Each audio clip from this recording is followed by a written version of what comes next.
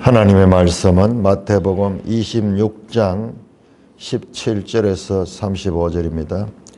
마태복음 26장 17절 무교절의 첫날에 제자들이 예수께 나와서 이르되 유월절 음식 잡수실 것을 우리가 어디서 준비하기를 원하시나이까? 이르시되 성한 아무에게 가서 이르되 선생님 말씀이 내가 가까이 왔으니 내 제자들과 함께 유월절을 내 집에서 지키겠다 하시더라 하라 하시니 제자들이 예수께서 시키신 대로 하여 유월절을 준비하였더라. 저물 때 예수께서 12 제자와 함께 앉으셨더니 그들이 먹을 때에 이르시되 내가 진실로 너에게 이르노니 너희 중 한 사람이 나를 팔리라 하시니 그들이 몹시 근심하여 각각 여짜오되 주여 나는 아니지요. 대답하여 이르시되 나와 함께 그릇에 손을 넣는 그가 나를 팔리라. 인자는 자기에 대하여 기록된 대로 가거니와 인자를 파는 그 사람에게는 화가 있으리로다. 그 사람은 차라리 태어나지 아니했더라면 제게 좋을 뻔하였느니라. 예수를 파는 유다가 대답하여 이르되 랍비여 나는 아니지요. 대답하시되 너가 말하였도다 하시니라. 그들이 먹을 때 예수께서 떡을 가지사 축복하시고 떼어 제자들에게 주시며 이르시되 받아서 먹으라. 이것은 내 몸이니라 하시고 또 잔을 가지사 잠시 기도하시고 그들에게 주시며 이르시되 너희가 다 이것을 마시라. 이것은 제 싸움을 얻게 하려고 많은 사람을 위하여 흘리는 바 나의 피 곧 언약의 피니라. 그러나 너희에게 이르노니 내가 포도나무에서 난 것을 이제부터 내 아버지의 나라에서 새 것으로 너희와 함께 마시는 날까지 마시지 아니하리라 하시니라. 이에 그들이 찬미하고 감난산으로 나아가니라. 그때 예수께서 제자들에게 이르시되 오늘 밤에 너희가 다 나를 버리리라. 기록된 바 내가 목자를 치리니 양의 떼가 흩어지리라 하였느니라. 그러나 내가 살아난 후에 너희보다 먼저 갈릴리로 가리라. 베드로가 대답하여 이르되 모두 주를 버릴지라도 나는 결코 버리지 않겠나이다. 예수께서 이르시되 내가 진실로 내게 이르노니 오늘 밤 다 울기 전에 내가 3번 나를 부인하리라. 베드로가 이르되 내가 주와 함께 죽을지언정 주를 부인하지 않겠나이다 하고 모든 제자도 그와 같이 말하니라. 하나님 아버지 은혜를 감사합니다. 오늘 이 말씀을 통하여서도 우리에게 말씀하시는 그 뜻을 잘 깨닫게 하여 주시옵소서. 예수님 이름으로 감사하며 기도드리옵나이다. 아멘. 자, 이제 무교절의 첫날에 제자들이 예수께 나왔다. 자, 무교절의 첫날 매일성경 주석에 잘 나와 있습니다. 자, 무교절의 첫날은 니산월 14일, 즉 유대력으로 1월 14일입니다. 1월 14일. 자, 유월절은 자, 우리 지도를 참고를 더 하셔야 돼요. 영어를 잘 알아야 됩니다.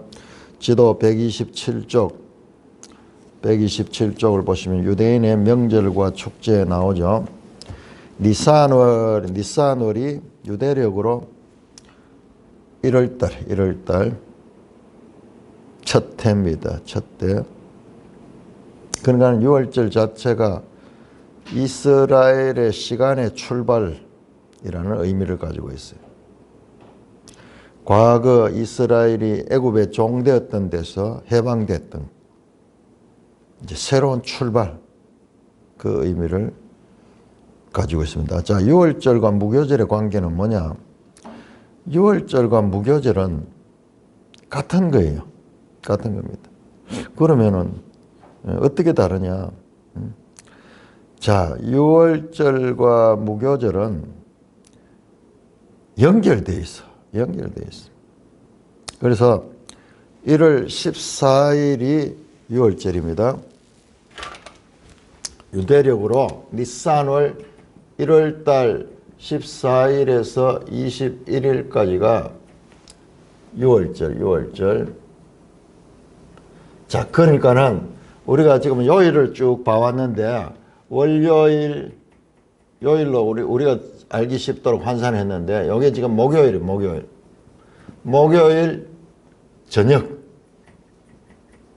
저녁입니다. 자, 이분들의 그 하루 계산법은 우리하고 달라가지고 항상 좀 헷갈려요. 저녁부터 해질 때부터 다음날 해질 때까지가 하루니까는 지금 1월 14일과 우리말로 치면은 우리는 이 15일이 되는데 이들은 이제 저녁부터 하루니까 조금 하루가 시차가 생깁니다. 월요일 날 성전 청소, 화요일 날 성전에서 가르쳤습니다. 그리고 이제 어제 내용이, 우리가 어제 봤던 내용이 이 말씀을 다 마치시고 가롯 유다가 예수님을 팔러 가는 이게 수요일 그 향유 옥합을 버리는 이 향유 도유 향유를 갖다 보는 그러니까 목요일 저녁이 되었는 거예요. 목요일. 자, 우리 여기서 중요한 것은 자, 이때 유월절과 무교절은 겹쳐집니다. 누룩 없는 떡을 먹는 때죠. 원래 유월절 식사가 누룩 없는 것이잖아요. 그런데 그것을 한 주간 동안 계속해서 합니다. 자, 그러니까는 자, 이 14일 날 예수님은 지금 이제 무교절이 시작됐는데 이 유월절 절기와 무교절이 겹쳐지니까는 이렇게 시작이 됐어요. 유월절이 시작이 됐습니다. 그래서 우리 매일성에 보면은 15일 날 저녁에 유월절을 먹는다고 되어 있습니다. 원래 유월절 식사는 15일 저녁인데 예수님 하루 이런 때에 저녁 식단을 왜냐 그러면은 15일 날에는 예수님이 죽으십니다. 14일 날 그러니까는 이날 낮에 죽거든요. 낮에 저녁에서 저녁 되기 전까지 15일 되기 전까지 그 낮에 돌아가시기 때문에 15일 날 저녁 식사를 할 수가 없어. 그래서 이제 하루 당겼다고 그렇게 이야기를 하는데 뭐 그렇게 봅시다. 그래서 근데 자 이거 보세요. 그러면은 보세요. 14일 날 돌아가시고 14일 날 죽으심. 그 다음에 15일 날은 무덤에 계시죠. 그 다음에 16일 날 무덤에 계십니다. 항상 헷갈려요. 저녁에서 다음날 저녁까지. 그러면은 17일 날 예수님 부활하셔. 부활. 하루쯤 오차가 있었습니다. 자, 부활하셨습니다. 자, 요 부활의 날이 뭐냐 그러면은 우리 성경 지도에도 안 나오는데 여기에 초실절이에요. 초실절.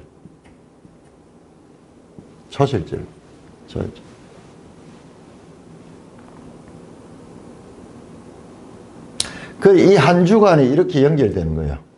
그래서 마태복음은 이제 여기까지 나오는 거예요. 여기까지. 부활하죠. 그 다음에 18일, 19일, 20일, 21일 뭐 이런 식으로 이제 무교절이 연결됩니다. 연결됩니다. 연날이 그러니까 금, 토, 일 뭐 또 하루 좀 오차가 생기죠. 자간 여기에 날짜로 치면은 안식 후 첫날, 안식 후 첫날 부활하셔서 말했습니다. 그래가지고 부활해가지고 얼마 동안 계시냐? 40일 동안 이 땅에 계시. 40일 동안. 내가 이걸 다 계산해봤는데 22, 23 다 써가지고 쭉 계산해봤는데요. 40일이면은 40이 되면은 언제 되냐 그러면은 이게 지금 1월 달이거든요. 유대력으로 2월 달 한 말쯤 돼요. 2월 달 말쯤 되면. 그 예수님 성천하십니다. 40일 동안도 성천하시거든요. 성천하시고 얼마 동안 이 예루살렘 기다려요? 열흘 동안 기다려요. 10일 동안. 40일 더하기 10일 하니까는 여기에 50일째라. 50일째가 여기에 오순절이라. 오순절. 이때 사도행전 2장이에요. 이게 사도행전 2장. 오순절 날이 이미 이름에 성령이 임하시는 이 날이에요. 그러니까 오순절은 계산 기점이 어디냐고 하면 초실절부터 50일째 되는 날, 50일째 날이 오순절이야. 그래 정확하게 예수님의 십자가의 죽으심과 부활하심과 성천하심과 성령을 보내주심, 이것은 유대 절기를 따라서 절기를 성취한 거예요. 그러니까 성막도 모형과 그림자였다면은 이와 같은 절기들도 모형과 그림자였어요. 모형과 그림자였어요. 정확히 예수 그리스도 안에서 다 성취가 되고, 성령, 강림. 그러면서 새로운 출발인데 이게 바로 교회의 시작이에요. 교회의 시작이 되는 그와 같은 거죠. 정확하게 모든 구약 성경의 절기를 성취하고 있는 것을 보게 됩니다. 이건 성경에 안 나와요. 우리가 찾아내서 보면은 이렇게 되는 거예요. 그 성경은 그냥 읽어서 뭐 그냥 볼 수도 있겠지만 제대로 하려고 그러면은 연구를 해야 돼. 이거 계산을 다 해보고 연구를 해보면 섬찟하게 소름 끼칠 정도로 놀라는 거예요. 이 모든 것들이 그냥 아무 설명 없이 일어나는 사건인데 그것이 다 성경을 성취하고 있는 그와 같은 과정이다. 자, 우리 사도행전 1장 한번 볼까요? 사도행전 1장. 자, 이게 성경이에요. 자, 우리는 성경을 읽고 있으면서 성경이 어떤 책인가에 대해서 우리가 잘 몰라요. 그래서 매일 성경 책 선전하는데 보니까는 책 선전하는 그런 책, 이게 아마 그런 내용인지는 모르겠는데, 앞쪽 날개에 보니까 성경을 읽기 전에 알아야 하는 7가지 사실. 대체 성경은 무엇이고 무엇이 아닌가? 성경 하나에서 뚝 떨어진 건가? 성경 하나의 음성을 그냥 받아 적은 것인가? 문자 그대로 받아들여야 하는가? 엄청나게 성경은 제대로 이해하려고 하면은 생각의 폭을 넓히다. 구약의 이야기들의 공식들, 이 공식들이 여기 적용된다 하는 것을 알고, 이 관계, 66권의 관계들 알아야 되는데, 그러니까 우리가 제대로 성경 읽기조차도 안 돼 있다는 거예요. 그래서 봤잖아요. 천국에 서기관된, 제자된 서기관들이 어떻게 했는가. 새 것과 옛 것을 그 창고에서 꺼내가지고 그 집 사람들에게 때를 따라 양식을 먹여야 돼. 때를 따라 양식을 먹여야 돼. 그러니까 성경을 공부하는 데 있어가지고는 우리는 전부 성경 학도들이 돼야 돼요. 성경의 전문가가 돼야 돼요. 성경이 보통 책이 아니기 때문에 깊이 공부를 해야 돼요. 안 하고는 평생 읽고 뭐 대충 스토리는 아는데 성경이 어떤 책인가를 몰라요. 자, 보세요. 사도행전 1장 보시면은 그가 고난받은 후에 또한 그들에게 많은 확실한 증거로 친히 살아계심을 나타 40일 동안 부활하고 40일 동안 계셨다. 40일 동안. 그러면서 떠나시면서 40일 동안 등장하면서 너희 그 제자들에게 예루살렘을 떠나지 말고, 자, 1장 사도행전 1장 4절 보세요. 여기서 보통 성경이 아니에요. 갑자기 여기에서는 제자라는 말이 없어지고 사도와 함께 모이사, 사도라고 이름이 나와요. 우리는 지금 마태복음이나 누가복음에서 계속 제자라는 이야기를 많이 듣는데, 제자. 그런데 여기서 갑자기 사도라고 이름이 바뀌는 거예요. 그러니까 이게 엄청난 내용가 있는 거예요.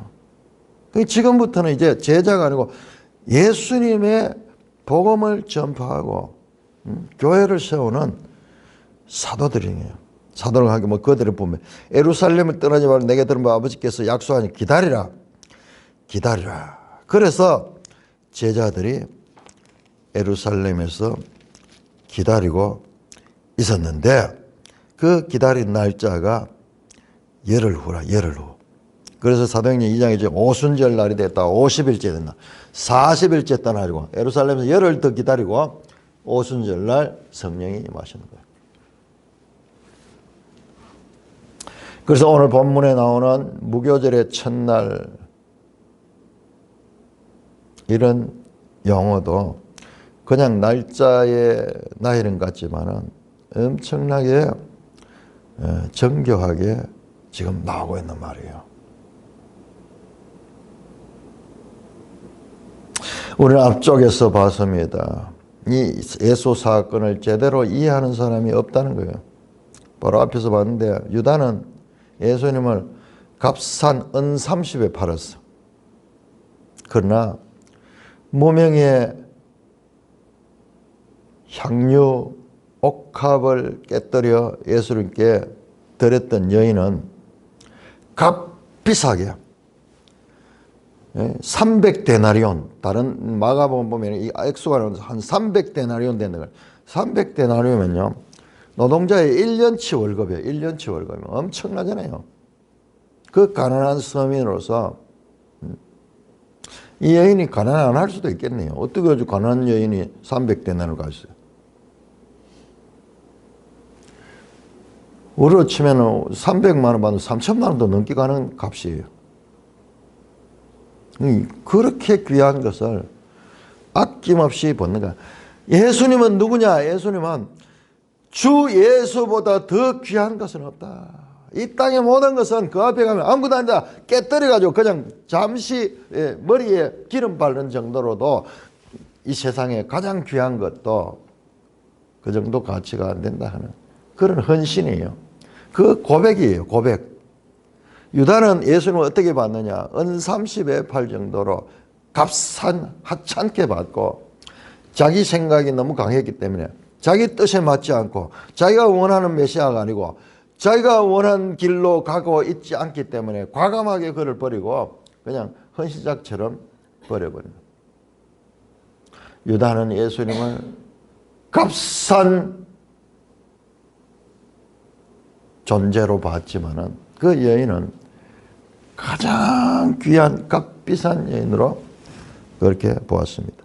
자, 우리 여기에서 한번 좀 질문을 해볼 게 있는데, 우리 구약 때 배우기를 6월절이 되면은 가족들이 함께 식사하잖아요. 가족들이 함께 식사를 하고 집에서 모여가지고 양을 잡아가지고 식사를 하고, 이게 출애굽기 12장 이야기는 출애굽기 12장. 근데 우리는요 너무 소박한 거야. 출애굽기 12장은 출애굽기 12장 6월절 제정. 우리는 계속 이 생각하고 있는 이 생각. 근데 이건 언제냐 그러면 예수님 지금 이 사건은 1500년 전이요. 1500년 전. 여러분 1500년 전에 어떤 법이 정해졌다고 해가지고 그 법이 오늘날까지 그대로 이어지는 거 아니죠. 계속 법도 바뀌죠. 환경에 따라 가지고. 환경에 따라. 얼마나 바뀝니까? 세상이 얼마나 많이 바뀌는데. 근데 왜 예루살렘에 갔는가? 그리고 왜 유월절 식사를 제자들과 했는가? 여기에도요. 중요한 의미입니다. 이 유월절 절기의 변화에 대한 수요일날 말씀드리겠고요. 왜 제자들과 식사했는가? 여기에 엄청난 중요한 의미입니다. 자, 어떻게 합니까? 1500년 전 그 모세 시대 유월절 제자 가족 단위로 모였죠. 가족들이 모여가지고 자리에 앉지 않고 띠를 띠고 손에 지팡이를 들고 그렇게 하면서 양을 구워 먹잖아요. 삶아 먹지도 않고 구워서 그 자리에서 다 먹어야 돼. 남은 거는 다음날 버려야 돼. 가족들이잖아요. 지금 예수님과 제자들이 지금 이제 유월절 이 식사를 하는 것이 예루살렘에서 하게 되는 것도 예루살렘에서 그 전에는 자기들 집에서 했죠. 이때는 예루살렘도 없었죠. 이 제정할 때는. 그런데 중간에 과정에 보면은 신명기에 나와요. 자, 이건 출애굽기고 신명기는 모세오경 마지막에 이제 정해진 장소에서 식사해야 될 것을 가리킵니다. 그게 정해진 장소 예루살렘이에요. 예루살렘. 지금 그 일을 하고 있는 거예요. 굳이 예루살렘에 올라왔죠. 그 다음에 가족들끼리 식사를 하는데 지금 제자는 누구면 세 가족이에요. 세 가족. 이게 일관되는 거예요. 이 마태복음에서 아주 중요한 메시지입니다. 마태복음 12장에서 예수님이 말씀을 전하는데 예수님의 육신의 어머니와 형제들이 동생들이 찾아왔어요. 그때 말했잖아요. 누가 내 어머니고 누가 내 동생들인가. 내 말을 듣고 따르는 자가 내 형제요 내 어머니다. 그러면서 세 가족을 선포해서 세 가족을. 이것이 마태복음에서 아주 중요해요. 세 가족은 다른 말로 하면요. 교회예요. 교회. 그래서 교회는 큰 가정이고 가정은 작은 교회다 하는 말도 이런 관점에서 나오는 거예요. 이 하나 자체도 그냥 되는 것이 아니고 철저하게 성경을 이루고 있는 사건이라. 그런데 설명이 아무것도 없어. 그냥 뭐 제자들하고 음식 잡쌌다 이러는데 우리가 성경을 깊이 들여다보면 볼수록 이것이 바로 지금 유월절 식사를 가족 단위로 하는데 예수님은 육신의 가족이 아니라 하나님의 새 가족들과 식사를 한 거예요. 그러니까 이 자체가 얼마나 메시지 있고 그리고 여기에 식사를 하면서 성만찬을 제정하는데 교회가 이것을 행할 적에 얼마나 이게 이 주님과 연속성을 가지고 있는가를 소름이 끼칠 정도의 소름이. 그냥 저도 읽다가 깊이 들다 보면서 함께 가족들이 모여서 유월절 식사를 하는데 예수님은 가족들이 아니라 제자들과 식사해서. 그런데 왜 굳이 제자들과 함께 식사하냐? 이게 구약을 성경 하나님의 새 가족이라. 이제 앞으로 이제 교회 시대는 교회는 다 형제요 자매요. 그리고 오늘 말씀 가운데 그와 같이 나옵니다. 식사를 하면서 내 아버지의 나라에서 새 것으로 그러면서 내 아버지의 나라. 그래 한 아버지의 형제들이야. 가족들이 함께 식사를 하는 이 제자들과 함께 마지막 식사하는 것이 구약 성경의 그림자 같은 것 그것을 완전히 성취하는 이야기다. 그리고 마태는 계속 그걸 보여주는 거예요.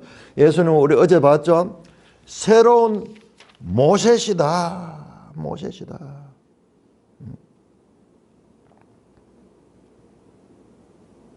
5개의 이 제자들에게 설교를 통해 5개 마치 모세 오경과 같이 그리고 26장에서 이 모든 말씀을 마치시고 우리 이 해석이 번역이 조금 부족하다겠죠. 이 말씀을 다 마치시고 아니고 이 모든 말씀을 다자는 이 모든 이거로 바뀌어야 돼요. 이 말씀을 예수께서 모든 말씀을 마쳤다. 그 말이에요. 그러니까 앞에서 나왔던 5개의 설교를 다 새로운 모세. 계속 마태는 예수님은 모세보다 더 나은 새 모세다. 자, 그렇다면요. 우리 여기에서 중요한 것을 발견하겠네요. 중요한 것을. 자, 마태복음의 중요한 주제는요. 주제는 뭐냐 그러면은 이미 앞에서 나왔어요. 계속 반복되고 있는 거예요. 계속 반복인데 너희 의가 서기관과 바리새인보다 더 낫지 않으면 천국에 들어갈 수 없다. 그런데 더 나은 의, 서기관과 바리새인보다 더 나은 의가 뭐냐? 더 나은 의냐? 그러니까 서기관들이 열심히 금식하고 서기관들이 열심히 구제하고 서기관들이 기도하고 더 나은 의는 서기관들의 의는 뭐 사람에게 보이는 그 사람에게 자기 의라 자기 의. 그래서 이쯤 되니까 더 나은 의가 뭐냐 그러면 더 나은 의는 사람으로부터 나오는 게 아니야. 이건 사람으로부터 나와. 사람을 의식하고 사람에게 보이려고 하고 사람으로부터 나오는 그런 의인데 더 나은 의는 이들처럼 이와 같은 것을 더 깊이 하는 것이 아니라 이들이 금식을 일주일에 3일 하면은 4일 하거나 5일 하거나 그래 하는 것이 아니라 출처가 달라. 더 나은 의는 하나님께로부터 나오는 거야. 더 나은 의는 비교 우위가 아니고 출처 자체가 다른 출처가 달라. 그러니까는 얼마나 일관됩니까? 사람으로 할 수 없을 때 하나님으로 할 수 있다는 이 말씀도 여기에 해당돼요. 여기에 해당돼요. 지금 모든 것들도 이게 결국은 성령으로 하는 성령으로 하는 거예요. 마태복음에는 암시하고 있고 절제하고 있지만은 사실 모든 메시지는 여기 가고 보세요. 새 언약 그리고 성령을 따라 사는 것 그다음에 이 모든 것들 새 언약 교회 이건 전부 성령으로 하는 거예요. 그리고 마태복음은 교회를 지금 이 교회 시대를 지금 준비시키고 있는 그와 같은 내용이에요. 그래서 이 최영삼 교수 책 봤잖아요. 이 마태복음 보면서 전부 교회를 세우고 교회의 기초고 교회란 단어는 아주 극도로 절제되어 가지고 딱 2번 나오고 글자로는 3번 나오고 절수로는 딱 2번 나오지만은 그러나 사실은 이 전부 다가 교회인 거예요. 오늘 이 성찬도 교회가 행해야 될 것이고 모든 것들이 그리고 이 사도들의 부족한 모습들 오늘 보이죠?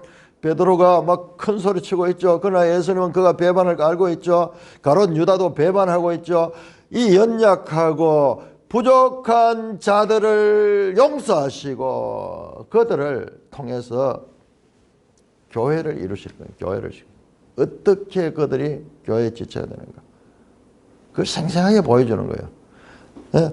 자기로는 안 돼. 베드로 자기로는 안 돼. 자기로는 안 돼. 하나님께로부터 의를 입어야 돼. 그게 성령이 성령. 그래서 제가 계속 이야기해요. 마태복음의 앞에서 나오는 예수님의 감람산 강화에서 핵심 주제가 뭐냐 그러면은 준비하는 거라고요. 준비하는 거. 에토이모스. 준비하는 거. 준비. 뭐로 준비하느냐? 내가 더 노력하고 내가 더 수양하고 내가 성경을 더 많이 읽고 내가 기도를 더 많이 하고 내가로부터 출발되는 것이 아니라 그 출발이 아니라 하나님께로부터 오는 능력을 덧입어야 돼요. 덧입어야 돼요. 그래서 요한복음하고 생각하면 요한복음 3장에서 사람이 거듭나지 않으면 하나님 나라에 들어갈 수 없다. 그 말이에요. 그 말이에요. 위로부터 나지 아니하면 위로부터라고 표현되어 있어. 거듭났다고 우리 번역된다. 원어는 위로부터예요. 누가복음 보세요. 위로부터 능력이 피울 때까지 이 성에 요하라. 위로부터 나야 돼. 위로부터 나야 돼. 위로부터 날 때 더 나은 의를 가지고 이 아래로부터 땅으로부터는 아무리 노력해도 안 됩니다. 안 됩니다. 그러니까 한번 생각해 보세요. 우리는 여기서 이 내용보다 더 중요한 것은 이 마태복음의 역할과 요한복음의 역할과 누가복음의 역할과 이게 성경이에요. 이게 성경이에요. 절제하면서도 자기 역할에 충실하면서 이렇게 하나님의 뜻을 우리에게 드러내고 있는데 그거를 이렇게 설명해 주지 않아요. 우리가 찾아내야 돼요. 그리고 사도 바울이 나중에 결정적으로 정리를 하기도 하죠. 이 성경이다. 성경이 어떤 책이냐.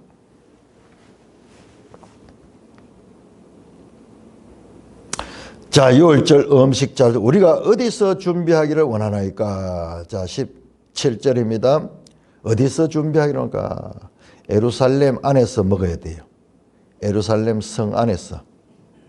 6월절 식사는 예루살렘 성 안에서 먹도록 그 과정에서 이 모세 이후에 계속 이 법이 만들어졌습니다. 신명기 16장에 보면 나옵니다. 정하신 곳에서 식사를 한다. 그러니까 우리 누가복음에 보면 예수님 어린 시절에 그 부모들과 함께 예루살렘에 절기를 지키러 갔다가 오는 내용 나오죠. 그러니까는 예루살렘 성 안에서 가족 단위로 그렇게 거기서 식사를 하는 거예요. 그런데 지금 마지막 절기에서는 예수님께서 가족이 없어. 누구? 제자들은 누구냐? 가족이야. 새로운 가족이야. 이게 원래 뜻을 성취하는 거예요. 이때까지 그냥 뜻을 모르고 습관적으로 하나님 말씀했는데 그것이 이제 제대로 성취되고 있습니다. 어디서 준비하기를 원하실까? 그럼 예루살렘 성 안에서 해야 되거든요. 그래서 나옵니다. 18절에 이르시되 성안 아무에게 가서 이르되 선생님 말씀이 내 때가 가까웠으니 내 제자들과 함께 유월절 내 집을 지켰다. 와, 성안 예루살렘 성안에 누구에 가서 아마 아무는 여기에 이제 아는 사람 같아요. 아마 과거에도 예루살렘에 여러 번 왔다 갔다 했으니까는 그때 예수님을 알게 된 사람인지 모르겠는데 너무 권위 있잖아요. 예수님이 내 때가 가까웠으니 내 때 카이로스 순환의 때 이제 십자가의 때 이제 우리로 치면 내일 오후 그리고 유대로 치면 그날 낮에 정말 임박했죠. 내 제자들과 함께 유월절을 내 집에서 지키겠다라. 그것도 보세요. 내 제자들과 함께 새로운 가족입니다. 유월절을 너의 집에서 지키겠다 하라 하시니 마치 처음에 예수님께서 예루살렘 입성할 적에 누구 집에 가지고 그 나귀를 쓰겠다 하라. 주가 쓰겠다 하라. 그러니까 그 사람들을 순순히 내줬듯이 여기도 마찬가지. 지금 이걸 생각하면 이게 얼마나 놀라운 거냐 그러면요. 이때 예루살렘은 사람으로 인산이네요. 전국에서 사람들이 와서 절기를 지키려고 왔기 때문에 숙소도 없고 이렇게 식사를 이렇게 실내에서 이렇게 할 수 있는 공간이 없어요. 전부 성전 마당에서 하든지 예루살렘 성 안에서 식사를 해요. 식사 자체가 절기의 절정이에요. 식사 자체가. 참 신기하죠. 식사 자체가 절기의 절정입니다. 그래서 아주 중요한 거예요. 그런데 복잡해가지고 사람들이 절기 때 와가지고 방을 얻을 수가 없어요. 미리 뭐 예약을 해가지고 뭐 친척이 있거나 이런 사람 아니고는 그 뭐 실내에서 이렇게 식사한다는 것은 상상하기 힘든 거예요. 우리 그 명절에 우리나라 뭐 요즘은 좀 덜합니다만은 그게 그 이제 명절에 기차표 예매하듯이 그 기차표 그날 당일 가가지고 못 구하잖아요. 그런 상황인데 그 예수님께서 말씀하니까는 넓은 방, 제자들과 함께 식사할 수 있는 방이 탁 준비가 되어 있어요. 다락이 있는 집. 여기에서 바로 다락방 강화가 이날 이렇습니다. 그 매일 마태복음에는 안 나오지만은 우리는 요한복음을 통해 가지고 알 수 있는 거예요. 이날 바로 뭐 했느냐? 이날 마태복음에 안 나오지만 제자들의 발을 씻어 줬습니다. 발을 씻어 주시고 그다음에 성찬을 하시고 그다음에 다락방 설교를 하셨어요. 왜 이 성경들이 네 권이 있는가? 이걸 생각하는 것은 하나님의 지혜를 지금 엿보는 거예요. 제자들이 예수께서 시킨 대로 유월절을 준비하였더라. 그런 말씀하니까 그대로 됐어. 유월절을 준비하였다. 에토이 맞죠. 준비라는 단어가 계속 후반부에는 중요하게 따릅니다. 저물 때에. 자, 저문 것이 이제 하루가 시작됩니다. 유월절이 시작되는 때입니다. 저물 때에 하루가 시작됩니다. 예수께서 12제자와 함께 앉으셨더니 그들이 먹을 때 이르시되, 자, 식사가 시작됩니다. 식사가. 자, 진실로 너희 중에 한 사람이 나를 팔리라. 제자들이 주여 나는 아니죠.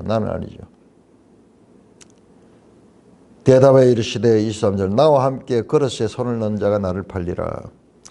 자, 우리 시편 49편 한번 찾아볼까요? 시편 49편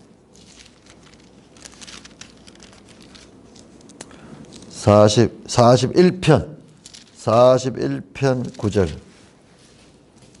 41편 9절 내가 신뢰하며 내 떡을 나눠 먹던 나의 가까운 친구도 나를 대적하여 그의 발꿈치를 들었나이다. 그러하오나 주 여호와여 내게 은혜를 베푸시고 나를 일으키사 내가 그들에게 보응하게 하소서. 내 원수가 나를 이기지 못하오니 주께서 기뻐한 줄을 내가 알았나이다. 시편 41편 9절 말씀이 성취되는 거예요. 함께 식사하는 자가 그리고 가까운 친구, 제자들은 나이빨 넘은 친구빨. 그들이 그의 발꿈치를 들고 살금살금 나가가지고 그렇게 배반하는 것입니다. 그릇에 손을 넣는 그가 팔리라. 그러나 예수님이 죽으시는 것은 그 친구의 배반 때문이 아니다. 인자는 자기에 대하여 기록된 대로 간다. 계속 예수님 끝까지 말씀합니다. 54절에서 만약 예수님이 이런 일이 있으리라 한 성경이 어떻게 되느냐. 막 예수님이 그 잡으러 온 군사들을 그냥 물리쳐버리면은 성경이 이루어지지 않는 거예요. 제자들이 다 이 두려워하고 실패하는 가운데서도 예수님께 끝까지 그들에게 잡혀가시는 것은, 체포되시는 것은 26장 56절에 이렇게 된 것은 다 선지자의 글을 이루어 성경을 이루는 거예요. 성경을. 지금 이 시편 이 말씀을 이루고 있는 거예요. 제자들 착각하지 않아야 돼요. 가롯 유다가 배반해가지고 그렇기 때문에 예수님이 죽으셨다. 그거는 1차적으로 보면은 우리 눈앞에는 현상으로 그게 보여요. 그렇지만은 그 이전에 하나님께서 다 이것이 성경에 기록되어 있다. 기록된 대로. 성경을 이루어요. 그러나 그 사람은 차라리 태어나지 않으면. 자, 그러면은 가롯 유다는 성경에 이루어진 대로 일을 했기 때문에 가롯 유다는 아무 죄가 없잖아. 아니에요. 그거 아니에요. 그럼에도 불구하고 그는 자신에게 행위에 대한 책임을 묻게 됩니다. 차라리 태어나지 않은 게 좋았다. 그 말은 아주 참 저주의 말씀이죠. 그러자 예수를 파는 유다가 대답하여 이르되 라비여 나는 아니지요. 얼굴을 바라보면서 이미 팔아놓고 나는 아니죠. 예수님께서 네가 말하였다. 더 이상 네가 말했다. 나는 아니죠. 니다 말이죠. 뒤에 27장 보면은 빌라도가 예수님께 네가 유대인의 왕이냐 할 때 예수님께서 네가 말했다 그렇게 하듯이 짧게 말씀하십니다. 26절입니다. 그들이 먹을 때 예수께서 떡을 가지사 축복하여 떼어 제자들에게 주시매 이르시되 받아서 먹으라 이것은 내 몸이다. 자 이제 식사를 합니다. 떡을 가지사 축복하시고 한창 먹는 중에 식사 중에 이제 일어나서 떡을 축복하시고 떼어 제자들에게 주셨다. 이 장면이요 오병이어 할 적에 그 장면과 같습니다. 자 여러분 바로 그 앞에서 보면은 제자들은 주여 나는 아니죠 그랬죠. 그건 가룟 유다는 보세요. 가룟 유다는 뭐예요? 랍비여 나는 아니죠. 랍비여 호칭이 달라.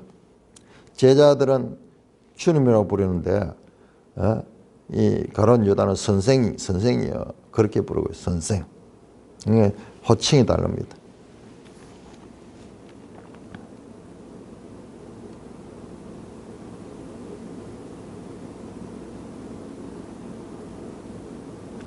그들이 먹을 때 예수께서 떡을 가시사 축복하시고 그림으로 받아서 먹으라. 요 이제 마지막 만찬에 요 내용들을 자세히 보시면요. 이 단어들이 6월절 만찬의 배경을 가요.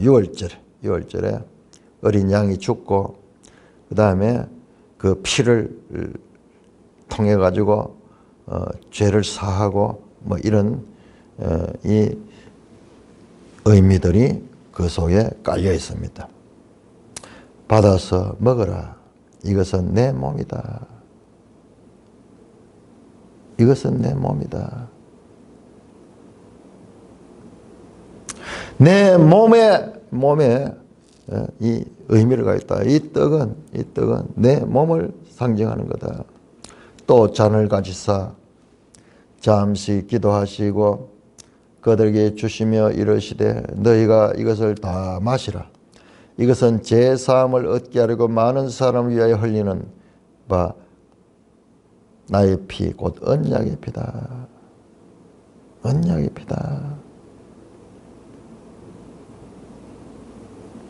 자, 이 언약의 피라는 단어는요.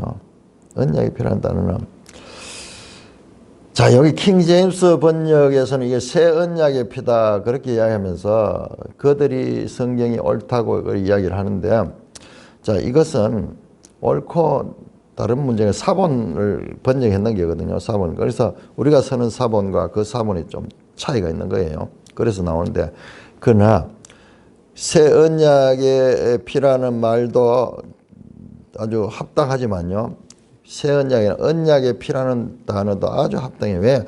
이것은요. 구약 성경을 성취하는 거거든요. 구약 성경을 성취하는. 자, 우리 출애굽기 24장 보겠습니다. 출애굽기 24장. 자, 출애굽기 24장이 뭐예요? 19장에서 24장까지가 시내산 언약이잖아요. 출애굽기 19장에서 24장까지가 시내산 언약인데 그 시내산 언약이 다 끝나고 난 다음에 다 하나님께서 말씀 주고 난 다음에 언약을 체결하잖아요. 언약을 체결하는 것이 출애굽기 24장이에요.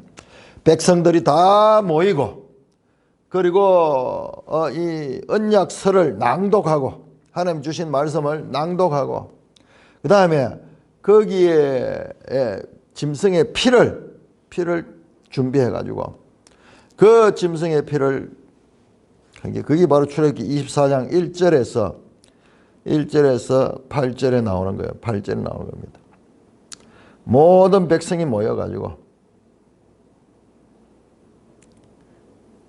3절에 모세가 와서 여호와의 모든 말씀과 그의 모든 율례를 백성에게 전하며 일단 백성이 알아야 되냐. 어떤 법이다 하는 걸 알아야 되냐. 그리고 그들이 거기다가 승인을 합니다. 여호와께서 말씀하신 것을 우리가 모두 준행하겠습니다. 우리 약속하는 게 약속. 이게 그래서 언약인 거 언약. 약속에 대한 7절에 보면 언약서를 가져다가 백성에게 낭독하여 듣게 하니 그들이 이르되 여호와의 모든 말씀을 우리가 전해했습니다. 이렇게 언약하는, 서로 갑과 을의 언약하고, 그 다음에 어떻게 합니까? 8절 보세요. 모세가 그 피를 가지고 백성에게 뿌렸다. 백성에 뿌렸다. 그 피의 반텀은 7절에 보면 제단에 뿌리고, 제단은 하나님을 대표하고, 그 다음에 백성을 피를 뿌려가지고 하나님과 그 백성과의 언약을 맺는, 언약을. 그게 바로 8절에 나오는 거야. 모세가 그 피를 가지고 백성에게 뿌리며 이르되 이는 여호와께서 이 모든 말씀에 대하여 너희와 세우신 언약의 피다. 언약의 피다. 요 단어잖아요. 이 언약의 피는 나의 피다. 나의 피다. 예수님 모세, 새 모세잖아요. 모세가 엣언약, 이걸 갖다 엣언약이라고 하죠. 엣언약, 구약이라고 하죠. 구약의 체계를 모세가 중재했듯이 예수님이 누구냐? 예수는 새 언약을 성취하시는 분이다. 모세는 그냥 중보 역할로 했지만 예수님은 새 언약의 그 이 피 자체, 자신의 피가 바로 새 언약의, 자신이 그 새 언약의 제물이면서 새 언약을 성취하시는 분이다. 나의 피로 하는 언약의 피다. 그러니까 정확하게 출애굽기 24장 8절에 옛 언약과 새 언약이 지금 겹쳐지면서, 그런데 이 피는 내가 맺는 피고, 이 피는 제3을 얻게 하려고 많은 사람을 위하여 흘리는 것이다. 제자들 뿐만 아니라 많은 사람들 뿐만 아니라 이것은 자, 에레미야 31장 보겠습니다. 에레미야 31장 새 언약이죠. 에레미야 31장 구약 성경의 새 언약인 단어는요, 에레미야 31장 31절에만 나옵니다. 여호와의 말씀이라 보라, 날이 이르니 내가 이스라엘 집과 유다 집에 새 언약을 맺으리라. 이 언약은 그들의 조상들의 손을 잡고 매니, 바로 이 언약이잖아요. 이 엣 언약과 다르다. 엣 언약과 다르다.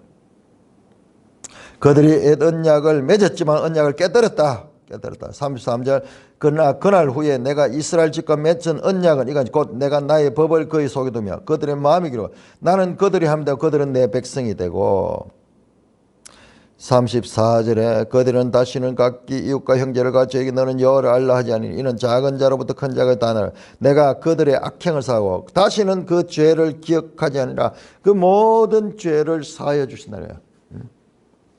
죄사함. 그러니까는 이 말씀 속에는 엣 언약과 새 언약이 겹쳐지면서 그 예수님은 바로 새 언약의 성취자다라는 말씀이죠. 그래서 마태복음 1장 21절에 예수, 그의 이름을 예수라는, 이는 그가 자기 백성을 죄에서 구원할 자다. 죄에서 구원할 자다. 그와 같이 말씀합니다. 그러니까 지금 이것은 뭐냐? 지금 이 출애굽기도요. 출애굽기 24장 8절에서 새 언약을 체결하고 난 다음에 그 다음에 장면이 장로 70인들이 산에 올라가서 식사를 합니다. 하나님 앞에서 식사를 하는데 지금 마찬가지로 지금 여기도 마지막 식사를 하잖아요. 언약 체결 식사를 지금 하고 있는 거예요. 언약 체결 식사. 이렇게 정확하게 모든 성경을 다 이루는 거예요.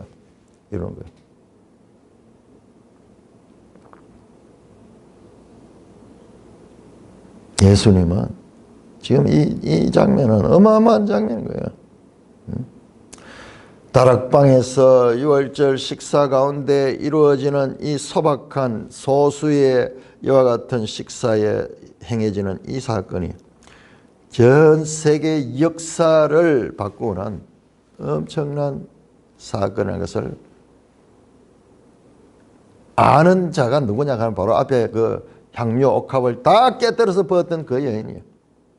이 말씀, 이 글로 기록된 이 말씀이 우리 인간이 추구해야 될 가장 귀한 하나님의 말씀이라는 것을 믿고 여기에 모든 것을 기준을 두는 자가 바로 그 향유 여인과 같은 자세를 가진 자예요.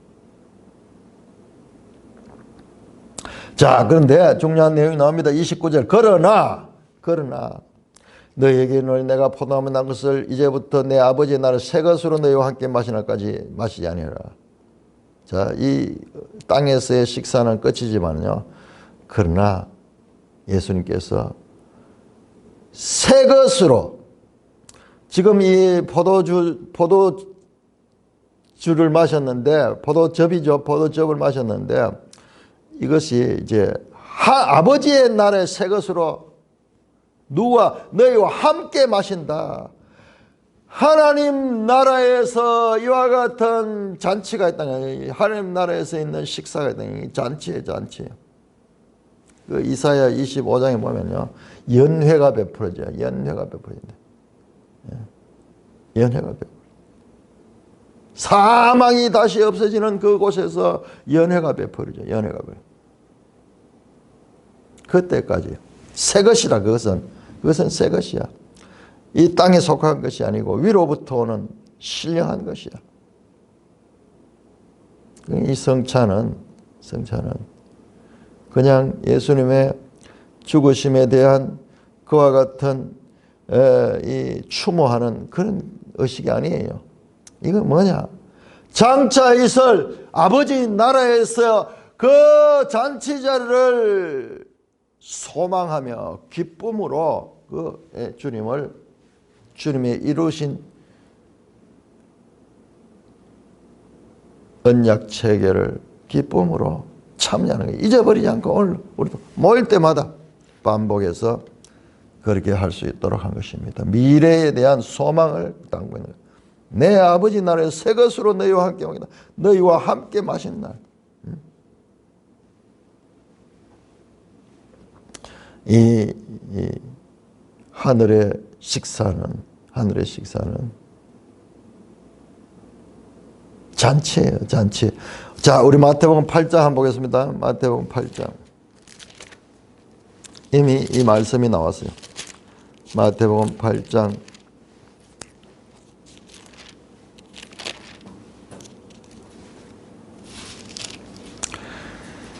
8장 12절 나라의 본자손들은 바깥 어두운 데 쫓겨나 거기서 울며 이를 갈게 되라. 11절에 8장 11절 너희는 동서로부터 많은 사람이 이르라. 아브라함과 이삭과 야곱과 함께 천국에 앉는다. 천국에 그 잔치 자리에 앉지만은 많은 사람들은 이 새로운 이 아버지의 나라에서의 이 모임 잔치가 있는 곳이 잔치가 있는 거기에 대한 소망이 있습니다. 성찬은 그냥 과거 예수님의 죽으심의 추모가 아니라 우리 과거에 성찬식 할 때 얼마나 어둡게 했는지 몰라요. 계속 막 그날은 막 옷도 흰 거 입고 그러면서 막 목사님도 찬송도 계속 어두운 찬송하고 날 위하여 죽으셨다 그러면서 찬송을 몇 곡을 부르고 막 분위기가 그랬는데 그게 아니고요. 이게 뭐냐? 소망이야.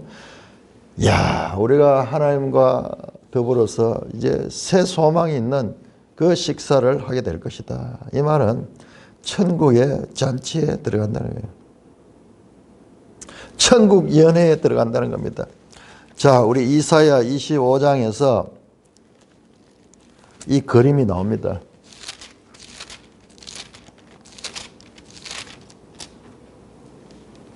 이사야 25장 6절 만군의 여호와께서 이 산에서 만민을 위하여 기름진 것과 오래 저장되었던 포도주로 연회를 베푼다. 곧 골수가 가득한 기름진 것과 오래 저장하였던 맑은 포도주로 하실 것이며 또 이 산에서 모든 민족의 얼굴을 가린 가리개와 열방에 덮인 덮개를 제하시며 사망을 영원히 멸하시는 곳 여호와께서 모든 얼굴에서 눈물을 씻기시며 자기 백성의 수치를 온 천하에 제하시는 이와 같은 새 잔치 새 예루살렘 새 하늘 새 땅에서 일어날 영원한 그와 같은 소망 있는 잔치를 지금 암시하고 있는 거예요. 영원한 영생의 나라입니다. 영생의 나라. 자, 그렇게 성찬이 끝나고 이에 그들이 참여하고 감람산으로 갔다.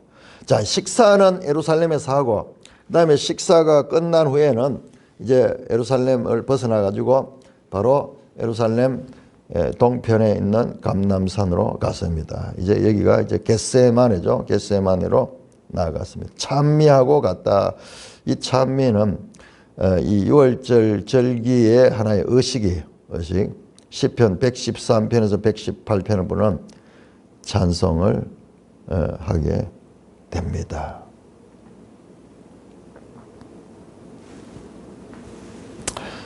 사무엘하 15장 30절 보면은 다윗이 쫓겨서 자기 아들 압살롬에게 쫓겨 가지고 감람산으로 울면서 가는 것처럼 예수님도 이 산에서 나가고 이제 거기에서 잡히게 됩니다. 그때 예수께서 제자들에게 이르시되 오늘 밤에 너희가 다 나를 버리라.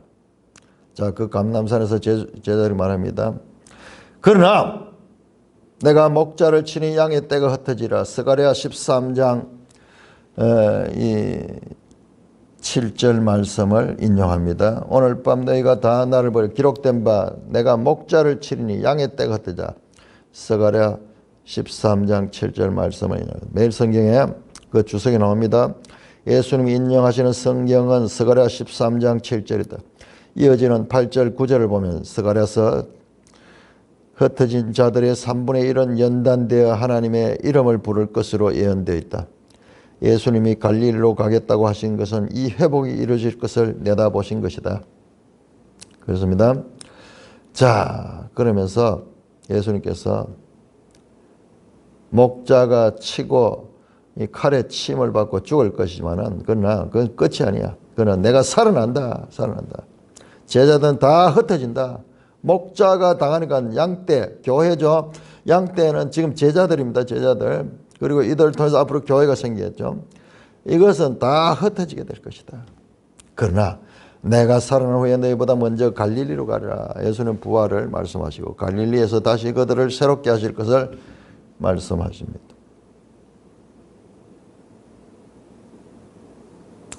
베드로가 대답하여 이르되 모두 버릴지라도 나는 결코 버리지 않겠습니다. 자, 베드로의 다짐 보세요. 나는 결코 버리지 않겠습니다. 베드로의 이와 같은 결의는 자기예요. 사람의 생각. 그런데 예수님께서 그 베드로를 향하여 내가 진실로 말한다. 네가 나를 부인한다. 그것도 닭 울기 전에 오늘 밤에 3번이나 부인한다. 결코 버리지 않겠다는 베드로의 다짐과 예수는 반드시 네가 버릴 것이다는 이와 같은 말씀. 베드로가 한 번 더 다짐합니다. 주여 내가 주와 함께 죽을지언정 주를 부인하지 않겠나 하고는 모든 제자들이 결코 우리는 끝까지 버리지 않겠습니다. 그렇게 이야기를 합니다. 자, 그런데 성경은 왜 이것을 자세하게 기록했느냐? 이들은 이제 다음 장에 보면 다 도망갑니다. 다 도망가 버리는데 뭐냐 그러면 이들은 여기에 사람의 의, 자기 의 가지고는 안 돼요. 더 나은 의를 받아요. 더 나은 의. 성령이 아니고는 이들이 성령 없이 하는 것은요 바리새인과 서기관과 똑같은 게 돼요. 똑같은 그 방법을 하는 거예요. 그게 아니고 출발이 달라야 돼. 그 선에서 더 깊이 가는 것이 아니라 다른 출발을 해야 돼. 위로부터 나고 성령을 따라 행해야 돼. 그렇게 이 마태복음에서는 그런 부분은 말씀하지 않고 그들의 한계를 보여주고 있습니다. 사람으로서는 할 수 없는 죄인됨, 연약함. 이들을 예수님께서는 그럼에도 불구하고 끝까지 사랑하시고 그들에게 성령을 보내주셔서 그들이 교회의 이 지도자들이 되고 그리고 복음을 땅끝까지 전하는 그런 역할을 감당할 수 있도록 성령을 보내주시게 돼요. 성령이 없이는 제자들도 실패할 수밖에 없다는 것을 우리는 여기서 또한 봐야 됩니다. 제자들의 무능, 아두나미스. 두나미스는 능력이고 거기다 부정어 붙으면은 아두나미스, 무능함. 이게 절감해야 돼. 이게 그래서 심령이 가난한 자가 돼. 이 무능하다. 나는 무능합니다. 나로서는 할 수 없습니다. 이 마음 위에 성령이 들어올 수 있지. 그렇지 않으면은 안 됩니다. 마태복음 그 부분은 계속 암시하면서 요한복음을 기다리고 있어요. 요한복음을 기다려요. 요한복음은 시작부터 시작해가지고 하늘로부터 시작이 되면서 너희가 성령이 아니면 안 된다.